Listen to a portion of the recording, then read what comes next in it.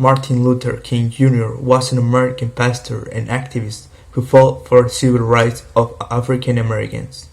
He received the Presidential Medal of Freedom posthumously from Jimmy Carter in 1977 and the Congressional Gold Medal in 2004. He was born in Atlanta, Georgia on January 15 in 1999.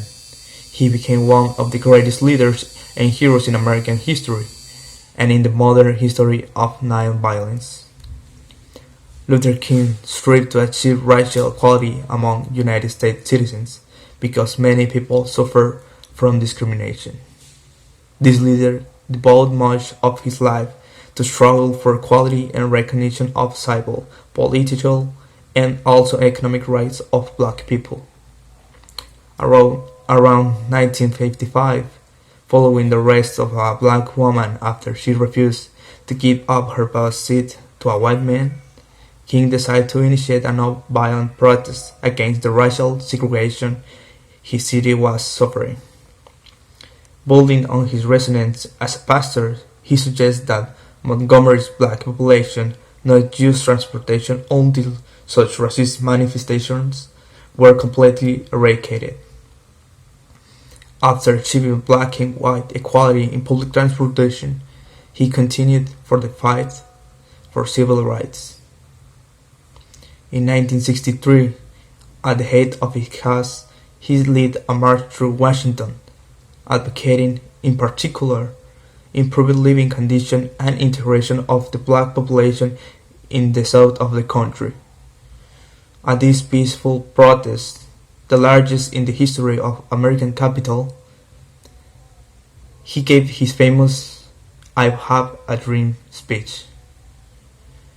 He was decorated with the Nobel Peace Prize in Sweden for his constant struggle in defense of human rights against racial segregation, poverty, and wars promoted by the U.S. government, by helping and supporting the entire community of color to have more and just peaceful life.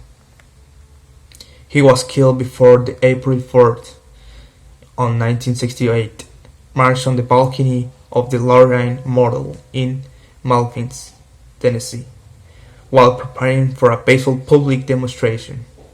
King's death unleashed the largest wave of rioting, burning, and looting in the history of the country, affecting 168 cities. In Washington alone, 711 buildings were set on fire, some within blocks of the White House. Black people were called to arms, and 55,000 troops were needed to restore order. And what about Martin Luther King? My thought and opinion about everything he did is that despite all the social pressure that exists at that time, he didn't let himself be intimidated by anyone, fighting and achieving a great change that has prevailed even after his death.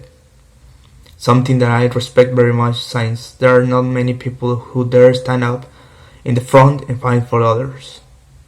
One of his best thoughts, and I quote, was, "I would like to suffer all the humiliations, all the torture, the absolute ostracism, and even death to prevent violence.